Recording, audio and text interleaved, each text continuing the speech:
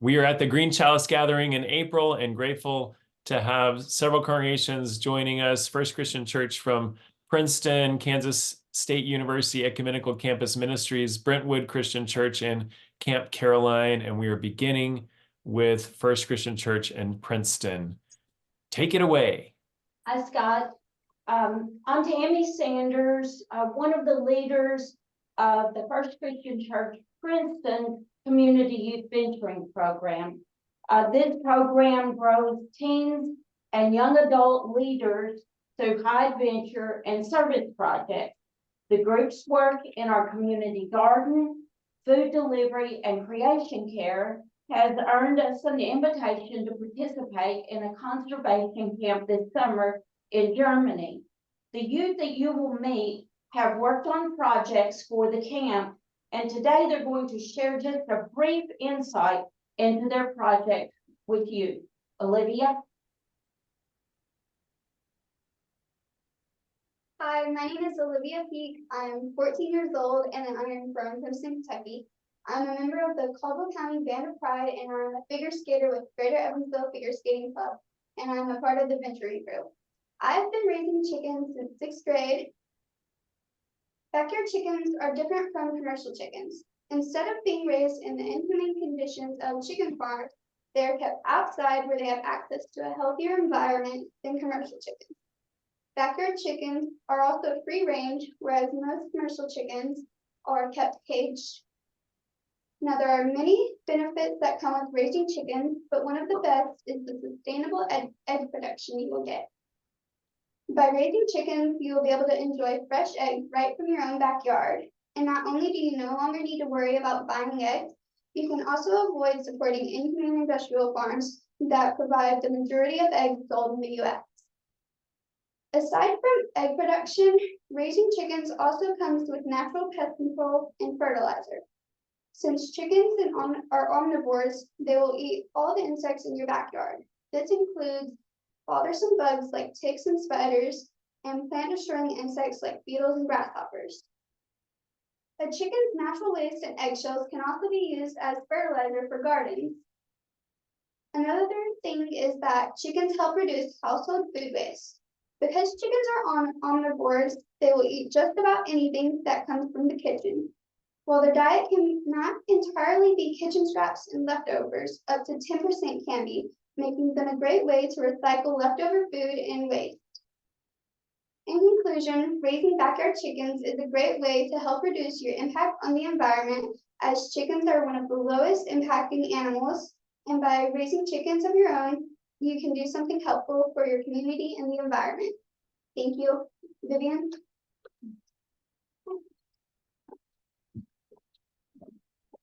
Hi, my name is Vivian McClure.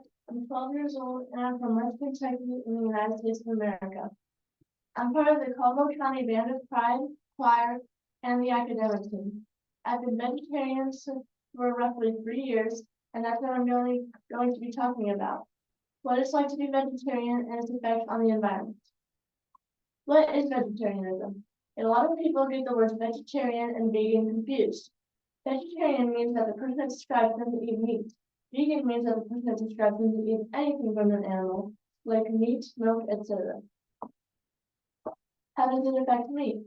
Being vegetarian makes people more aware of what they're eating. Also, being vegetarian can reduce risk of getting heart disease, obesity, high blood pressure, diabetes, and some type of cancer. What's more, it can also slow down aging. Additionally, being vegetarian reduces your carbon footprint by 50%, the equivalent of driving 1,300 miles less per year. How does it affect the community? Being vegetarian can benefit a community in many ways. For one, it can cut down on how much livestock is being killed in the area. It can also reduce global warming. This is because raising animals for food produces more greenhouse gases than all of the world's cars combined. How does it affect the earth? Being vegetarian can benefit the world in many ways. First of all, as I mentioned earlier, it can reduce global warming. Also, if the entire earth were vegetarian, it could stop the releasing of greenhouse gases by 28%, about the same as India going carbon neutral. Going vegetarian can also save a large amount of water. And of course, it cuts down on how many animals are being killed. Did you know that around 92.2 billion animals are killed for food each year, making it about 25 million each day? Nature is amazing, and we should preserve it for as long as possible. In conclusion, going vegetarian would be very healthy for you, the community, and the earth. You don't have to go vegetarian, but at least try to cut down on how much meat you eat. Thank you. Thank you.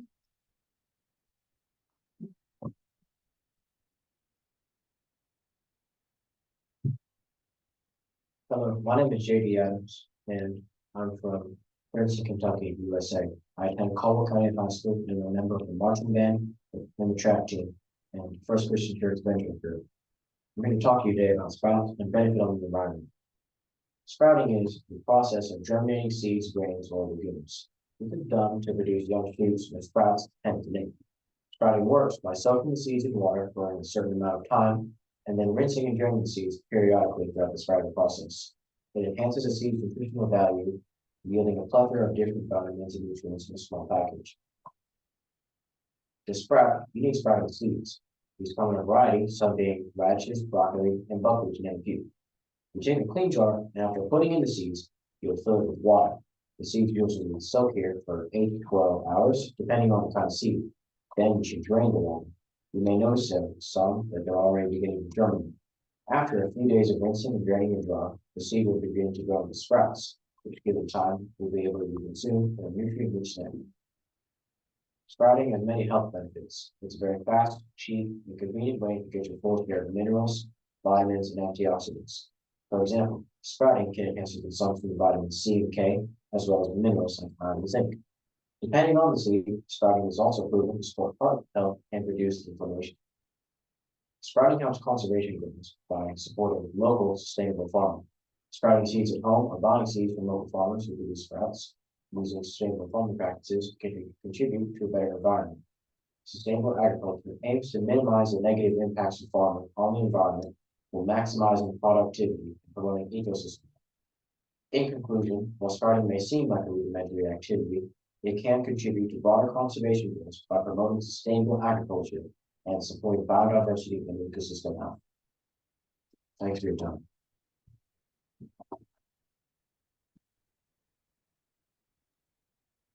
Woohoo! Thank you all so much. Thank you guys for your time. That's great. That was great. We're grateful to have Christian Watkins here, Reverend Christian Watkins from Kansas State University, and she's going to be sharing with us and sharing her screen. Thank you for being here. Hello, everyone. I am really thrilled to be here, and I just wanted to compliment the wonderful presentation we just heard. What incredible resources and ideas and things you've been involved with. I just am so thrilled to get to hear and to follow in your presentation. I come from Kansas State University. I am a campus pastor at a public university, which is an adventure in and of itself. And I am ordained in the disciples tradition, and I also serve in other denominations, which is an adventure too.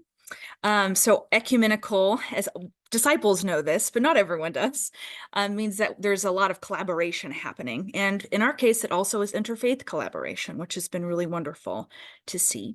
But the denominations that I'm involved with besides the disciples formally are the United Church of Christ, with which many of you are familiar, and the PCUSA, the Presbyterian Church USA. We have partnerships with lots of other churches that are not in those two denominations, but those are the two that started us. So that might help a little bit. I wanted to focus on edible landscaping today. One of the joys of working at a public university, particularly at a state university, is that we are a land grab university, which is not a good thing, but it is how my students and the professors I work with describe it as a place where indigenous communities lived on this land, and settler communities that looked like me came and said, we like this land and we want to take it and to learn and to teach others. So I live in a space where there's a lot of history and conversation around indigenous practices. And one of the ways that that manifests is in this idea of permaculture. I heard the edible agriculture was used previously is another big part of our school being a state school and being in Kansas, the breadbasket. And so these conversations are very fraught in some ways because we are talking about indigenous practices that were stolen in land grab institutions. And we're also working with students who are passionate about the environment and recognize that these particular practices are vital to making sure that the tall grass prairie is preserved. I think a lot of times when churches think about food, they think about food pantries, and that's one of the narratives I encounter a lot. And so we try to be really holistic at ECM. We designed a curriculum around restorative agriculture, and that includes things like using your lawns. So that's exactly what we've done. Once I can get to the next slide. Or not. Our lawn, if you were to come to ECM, is actually all edible. So, and we are converting our lawn space from grass that is based typically on the Queen of England's court, which is very invasive, very bad for you, tends to be Johnson grass. And we are trying to convert our lawn to producing foods that we grow in Kansas really easily. People often associate gardening with bringing in crops or bringing in things that you can grow in your yard that maybe don't grow very well there. And so we're trying to learn with students who are studying in agriculture and sciences, also in physics, lots of interesting backgrounds, how we can grow plants that grow easily here so that folks can just come up to one of our plum trees that you see blossoming here, just pick a plum, a sand plum that was meant to be here off the tree and eat it. The grass on the ground, you'll see we've put nitrogen dense clover. You can see some of the henbit in there as well. And we're trying to make this ground ready so that we can grow lots of things. We have a cherry tree that isn't native, but somebody wanted an experiment, and so we said, go for it, and it's still alive, and I don't know how it happens. But we really think about our lawn not just as a thing that is decorative, but is decorative and also is a resource. And so we take a really holistic approach to food. You can find mint here. You can find elderberry. People can pick food and eat from our lawn all year round. We think about neighboring, not just with people, but with species. So when we're growing, for example, wildflowers, or when we're growing dandelions, people are like, those are weeds. No, they're not. They help take care of our bees. So we think of our bees as our neighbors. Redbud trees aren't necessarily always great depending on where you're located, but we've learned to make tea out of them. So we will actually, we have recipes that we utilize. So when we're thinking about neighbors, I think sometimes we can think about the many different species in our yards, maybe that aren't there, that need to be growing there. For example, people don't normally think about sand plums, but they're great. Or people don't think about having elderberry near their water, but that's great too. We also, one of the ways that we think holistically at ECM about our yard is that they're meant to be eaten. And so we actually have a community meal that is vegan. I heard vegetarian earlier, which is also great. But many of our neighbors don't eat meat, and many of our neighbors that are human beings don't eat dairy. Especially if you're from particular communities in Islam, or if you're from Hindu communities, may not consume dairy. So we've really tried to think, how can we eat our lawn? How can we use that as a vital resource? So you can come on Fridays. We have a program called Real Food Lunch, and it is where we're integrating our yard, and folks can come and eat and see what it's like to eat vegan things. I can always talk about that more, but it's kind of fun. And we really think about partnership again with folks who have a shared vision. So I think sometimes when I go to conferences or conversations with the Christian community, we don't always think about our other neighbors. And so one of the great things about being at a university is our neighbors are from all over the world. We have a large international student community, and many people, for example, at Kansas State are studying from India. They're trying to look at how to grow agricultural resources in places that don't have a lot of access to water, or don't have a lot of access to resources that are necessary for that. We have folks from China who are interested in similar conversations. So we don't think about partnerships just in the context of how we think about how we interpret Jesus. We also think about partnerships in shared mission, people who care about the environment, people who are looking for neighbors who maybe aren't just people, but are looking with plants, looking at other species. So we think about neighbor in a very broad sense. And that has meant that we get to learn from folks who have done this in different places. And it's really meant that we have a really vibrant community of folks who are involved in this conversation, and that we're thinking about belonging in new ways, not only to each other, but to the planet. Again, this is one of my last slides, but we're really intentional about attending to the whole person, which I think is a great place for spirituality or the religious community or Christians. I say these things in general because I work with people from different faith and non-faith backgrounds, but what we bring to the table, what I bring to the table as someone who doesn't have a background in science, but has a background in ministry, has a background in sociology and religious studies, is that I help people think about the whole person. And so when we go out, for example, into nature and we're thinking about plants, there are resources around things called something like Church of the Wild, where you can actually bring spirituality, religious practices into engaging with the earth. So we're not just thinking about feeding our bodies or feeding our minds as if they're separate. We know they're connected. And so we're really experimenting and playing with this concept of what does it look like to attend to the whole person's life? And we're doing that with people who have different systems of meaning or belonging, maybe different religious systems, have had different experiences with church, work a lot with college students who haven't had great experiences with church and they're trying to process that. But we all care about making sure that we're taking care of one another and we're taking care of ourselves. And we need rituals and practices to do that. And so you see me here standing with someone who's a minister in the Methodist Church, another one of our neighbors who we're doing forest bathing, and we're going to go and work on being in the prairie and thinking about that as a part of our faith practice. We do lots of things like that, integrating all these different components so they're not individual, but they're related. I wanted to make sure you saw this. This is a great way, I think, for congregations to plug in. Dr. Doug Tallamy is at the University of Delaware.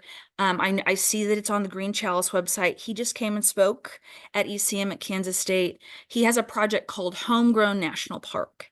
And this idea is that if you can, we can make a national park as big as any other parks we have if we convert our lawns into things like edible landscaping, or we can promote more butterflies to live in our yard. And that's pretty important. We need butterflies. We need more bugs so the birds can survive when they're traveling across the country in their migrations.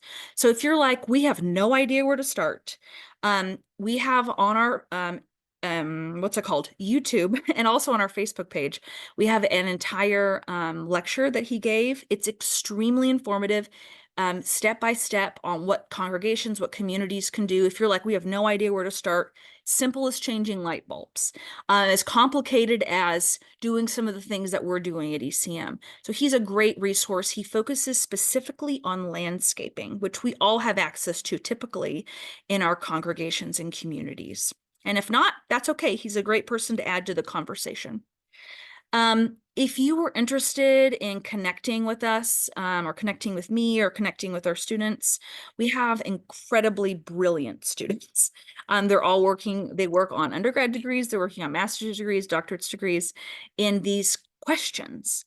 Many of them focus on community-based resources. So we have a student who is working on tall grass restoration, which is the grass that we need in the Midwest to make sure our soil is really healthy.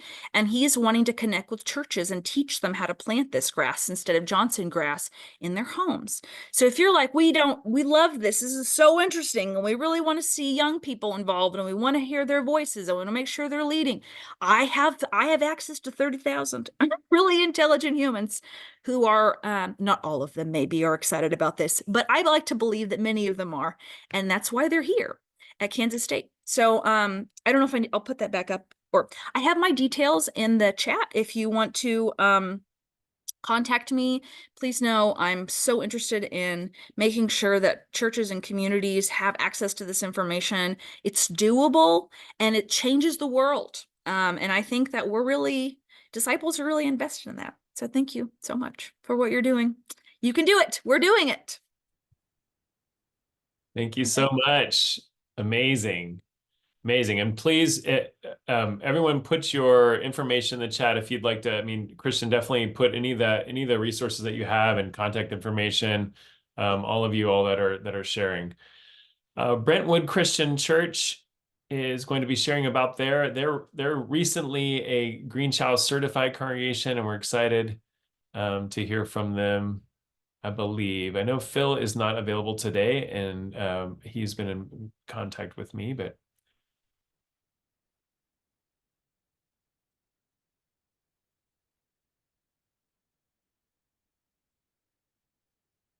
anyone here from Brentwood?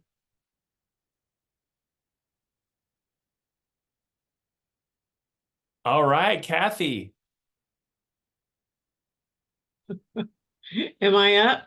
I'd love to hear from you doing such good work here in North Carolina and nationally, and connected to St. Paul's Christian Church and Camp Caroline, which is one of our disciples camps and conference centers in North Carolina. Would you share a little bit about what's been going on at Camp Caroline?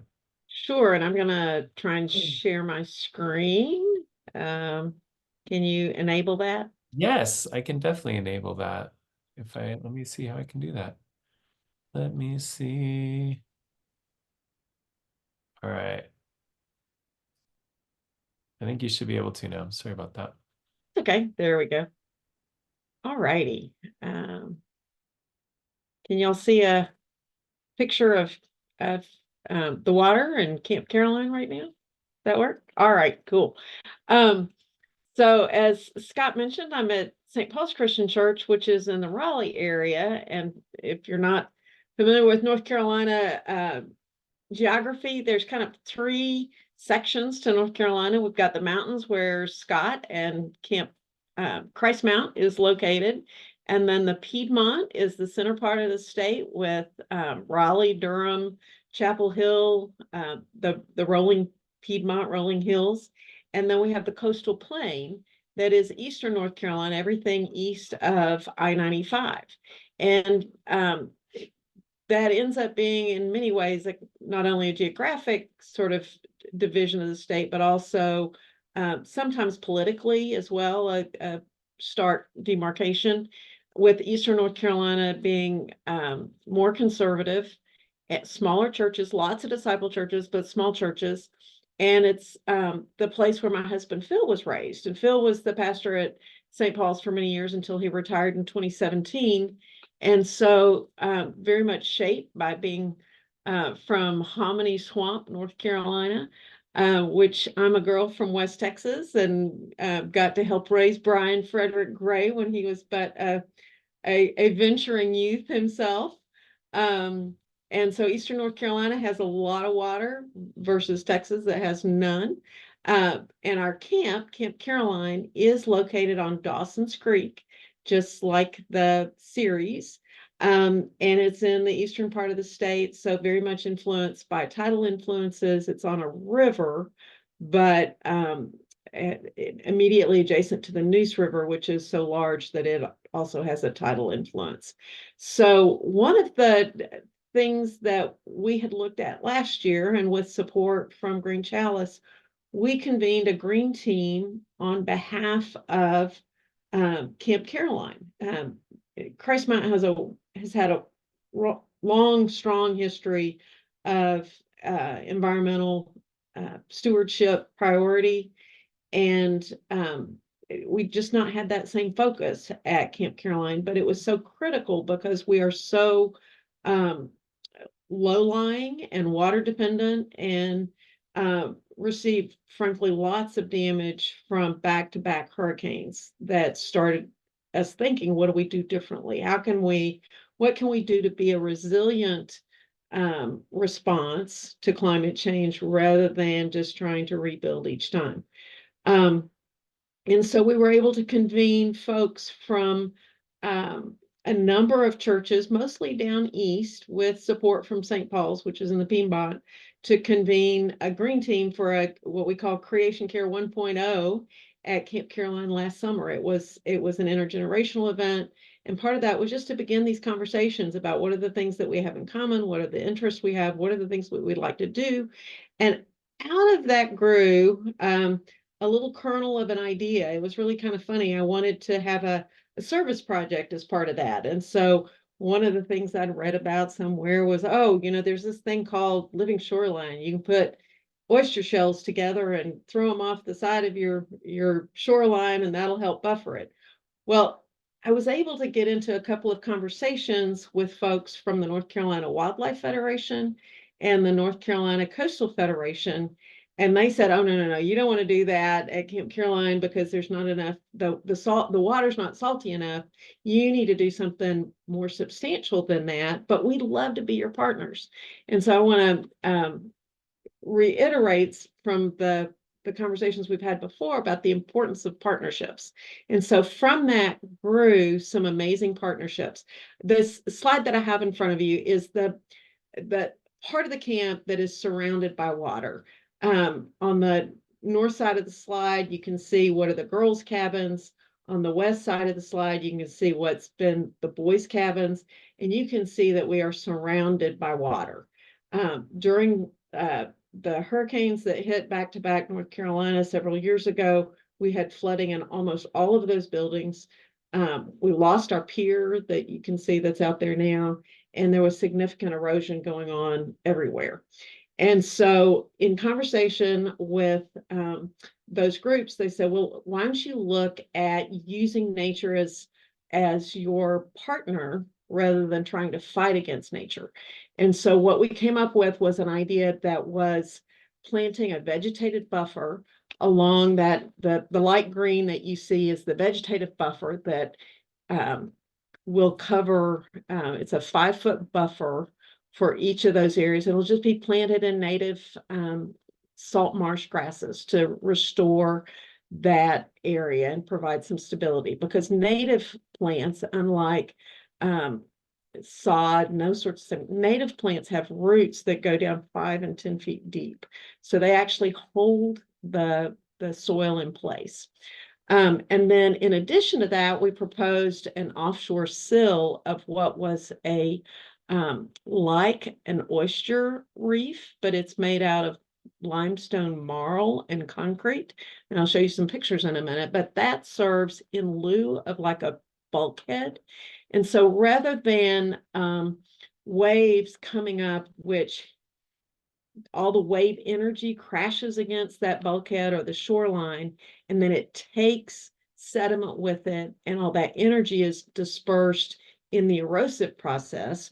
What a sill does, or a living shoreline does, is act like a speed bump that takes the wave energy and then carries with it sediments over the sill to deposit those sediments between the sill and the shoreline. So instead of erosion, you're actually creating new space, which is just so exciting to me. So here's what happened, is that in partnership with like I said, the North Carolina Wildlife Federation and the North Carolina Coastal Federation, we were able to take on this project. I'll give you the short answer really quick. It was an $80,000 project that over half of it was funded by these groups. It was so exciting.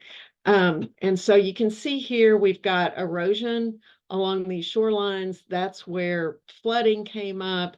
We've lost a lot of trees. It was just not looking positive. And last month, they began installation of the living shoreline. You can see there's these concrete structures underneath the water, and then there's a cap on top that serves as that speed bump for the waves. And then in addition to that, we are in the process of planting the vegetative buffer as well. But these are just some slides that show how that was done. I mean, they brought big equipment out and placed all these by hand, because part of the benefit of a living shoreline is it provides habitat for critters, all manner of critters. And so you don't want to have mechanized instruments in the water itself. So lots of people and waders out there doing the work. You can see them putting the first layer down. This is our pier here. These were areas also where we were seeing major erosion going on. And then this is the finished product that was on the south side of the property. So you can see as waves go in, it will actually start building land back here rather than having those erosive forces.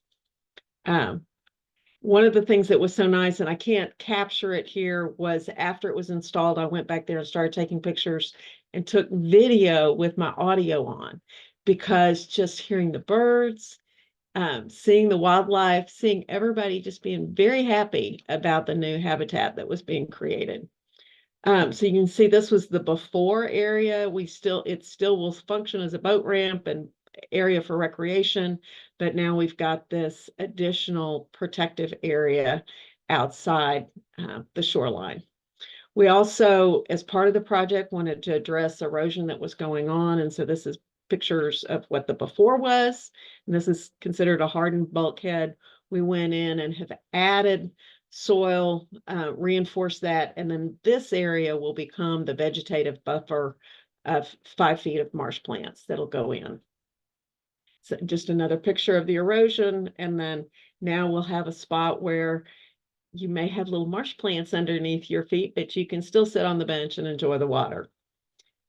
One of the things that was fun too is that as part of the project, and we did this as part of Creation Care 2.0, which was last weekend, is that we installed buffer markers and educational signage so that people knew that this wasn't just our effort at not mowing, that it was not mowing with a purpose. So, trying to replace some of that sod with native plants that provide additional habitat and provide additional protection for the land that we have. So again, another piece of it that was so important was educational signage. So we erected 2 big signs that help folks know why we're doing what we're doing. And then did this roped off area so people would know. And because it's a volunteer driven maintenance program, just trying to make sure everybody was on the same page without having to have memos. You have signs and ropes and you know how that works. The other thing that was part of Creation Care 2.0 was we have folks who have been inspired by Doug Tallamy. And so with support from the North Carolina Wildlife Federation, we planted a pollinator garden. This happened in a 48-hour period of time. The whole area was prepared, and then 125 plants that were donated by the Wildlife Federation were planted. It's marked now as an official butterfly highway, and a bluebird nest was put up. And before they even had all the plants in the ground, birds were coming to start eating the berries that were in the pollinator plants. So now we have a new sign coming that's going to call it the Bluebird Cafe, because I'd never thought about it before, but a lawn that doesn't have natives in it is the equivalent for animals of a food desert. Have you ever thought about it that way? That our lawns are food deserts. And so now there's a new restaurant in town, and it's called the Bluebird Cafe. And we're pretty excited about that because Nashville also has a very famous Bluebird Cafe. So real quickly, I just wanted to go through the numbers and show what a difference partners can make. The sill project, that hardened oyster shell-like, was 305 feet. The cost is $65,000, but we got grant funding for over half of that, which was so nice. The vegetated buffer is about 700 feet. We got half of that paid for in grant funding. We got, for the post and boundary markers, basically we're just paying for rope and ground anchors and signpost. And that was $1,000, but all of the signs were donated by the Coastal Federation. And then the pollinator garden, I got today and didn't have it on my slide.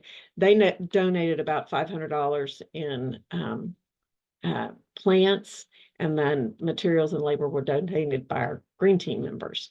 So, it was a lot got done. There was an acorn of an idea that was sprouted last year with support from Green Chalice for the Creation Care effort. And that this was one of the dreams that was articulated last summer and then ended up coming to fruition this year. One of the things that we're real excited about as well for this coming year is that also another idea out of Creation Care 1.0 was how do we build education into the camping program? And so this year, Camp Caroline is going to be a Blue Theology mission post that's in partnership with Creation Justice Ministries, and there'll be a staff person there for the summer hosting groups from hopefully all across the country who want to come learn about shoreline ecosystems and visit the Duke Marine Lab. And it's a way for groups to both learn about creation care and provide service as well. And then we're waiting, hopefully, and very excited about the Justice and Creation Summer Fellowship application that has been submitted by one of the youth that grew up in the camp that's now a college student who wanted to do sustainability as part of her interest and wanted to come back to Camp Caroline. So assuming that if that support comes through, then she'll be focusing on food waste management education that's been implemented newly at the camp and composting. She's really focused on garden revitalization and making that connection between soil and food and the food that we serve at camp. Pollinator garden education, so we can talk about food deserts and why we can do better and do lawns, because if we can get youth and we can get their adults that come with them and we can get groups from all over North Carolina and the country coming, then our ability to spread that word spreads. And then there'll be a component of shoreline protection education and why there's other alternatives to bulkheads. So that's it. It's been an exciting time to try and pull, that was hard to do in 5 minutes or less, and that was more than 5 minutes. So, but I appreciate so much the support from Green Chalice, and I'm so thrilled to hear all the ideas that we heard tonight, and really excited about trying to implement some of those. Yes, yes, yes. Thank you so much. Very, very grateful. I'm gonna share some announcements and potential next steps for Green Chalice, and then we'll have a short benediction. And then Sherry is here from Brentwood. She got some times mixed up. And so we'll kind of close down the time. We know that some of you need to be right out at the 1 hour point. But if you would like to stay on and hear a little bit about Brentwood Christian Church, if you're still available to share a little bit, then I'd love to hear about it. And if anyone wants to stay on for another like 5 minutes after the time, that'd be great. Love to hear that. So just a couple of quick announcements. Just wanted to say some celebrations about what's going on. We did have several applications for the Justice and Creation Summer Fellowship Grant, and we're excited about that. And it's our first year to do it. We've modeled it after the United Church of Christ, and we're fired up to have young people and ministry sites partnering around climate and justice ministries. So excited about that. You'll hear more in the months to come. We're so grateful for Carol and Blessed Tomorrow and the ways that disciples showed up for the National Faith and Climate Summit that happened just last week. And just what a powerful 1,400 people, 70 locations in person, and close to over a dozen disciples congregations hosting groups, and I don't know, 6 or 8 disciples that were speaking. It was just a really beautiful time. So thank you, Carol, for leading that, and for all of you all for participating. We have a couple of certified Green Chalice churches in the past couple of months, and Brentwood is one of those you may hear from today. And the Federated Church at Weatherford, Oklahoma is another Green Chalice certified church. And wanted to celebrate First Christian Church in Frankfort, Missouri is a Green Chalice church just recently. So celebrating all of them. and look forward to seeing many of you at regional assemblies and camps this summer. And we'll be at the Obra Hispana Summer Gathering in Kansas City. And Apostle Sharon Cosby will be at the Convocation Biennial. We're excited that she's going to be presenting a Green Chalice theme and Creation Justice themed workshop at the Convocation. Upcoming events, and I'll put these in the chat. Singing with Psalms with My Son from Wilson Dickinson. Black Churches Leading with Solar, and that's a partnership with the United Church of Christ. And Spiritual Caregiving and Ecological Grief, which is with the Chaplaincy Innovation Lab. That's a chaplaincy related ministry program. So I'll put all these in the chat, and then I'll try to send an email to share with you all in the midst of that. So thank you for being here. One of the ways that we sometimes have time to talk more to each other. Today we didn't, but that'll happen again. We'll be together again in the next few months. But I do want to invite you to unmute or put in the chat and share one word of what you're carrying with you. Like if you had a way to express with just one word, what are you taking with you from this gathering tonight as a benediction or good word that you carry forth? Gratitude, hope, hope, hope, pollinating, excitement, ideas, joy, sharing, possibilities, care, camaraderie,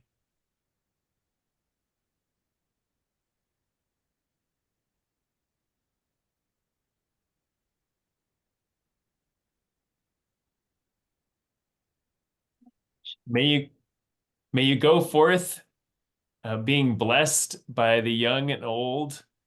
May you listen deeply for your invitation to connect with each other, with the Spirit of God, with shorelines and with edible forests, with sprouts and with veganism, with all the ways that you might engage in a loving way moving forward. Thank you for being here, and we will continue. I'm going to record Brentwood's port as well. So if you don't stay on, it'll be part of the recording and you can see it a little bit later. Thank you so much for being a part of this. Collaboration, these are other benediction words, youth action, and thank you. Thank you, thank you, thank you. Blessings, friends. If you want to jump off, if Don't give jump up. off, otherwise. Scott, we're gonna take off because we got teenagers that got to do homework. So All right. Well, great to have nice meeting you. y'all. Blessings, Thank you so y'all. much. Bye. Bye, thank you. God bless Bye, you all. thank Have a you. good night. I may stay on because Brentwood is a certified Green Chalice church. I might be interested to hear what they say. Bye, y'all. If you need to hop off, go ahead. Otherwise, Sherry, are you? Hello. Hi. Hello. Yeah, I'm so sorry I missed that it was Eastern time. No problem. Welcome, welcome. We're continuing the recording, and so just take 5 minutes and share with us a little bit if you're up for it. Give us Yeah. the scoop. Yeah, sure. So Brentwood had actually started the journey towards Green Chalice a number of years ago. I'm not sure exactly how long ago, but they didn't get very far down the road. And so I guess just about a year ago, our pastor, Phil Snyder, had put out a call to see if anybody would be interested in leading a Green Chalice team. And so I just spoke up to put together the team, and and a lot of the accomplishments had already sort of been in motion. The church made a big effort to kind of upgrade the facilities, which included making it more handicap accessible and more accessible to LGBTQ friends. So we put in some gender neutral restrooms and increased the lighting and better sound and kind of smoothed out entryways so that people could get in and out more easily. And all those things were opportunities to really upgrade, infrastructure like lighting and water usage and all those kind of things. So those were already in motion.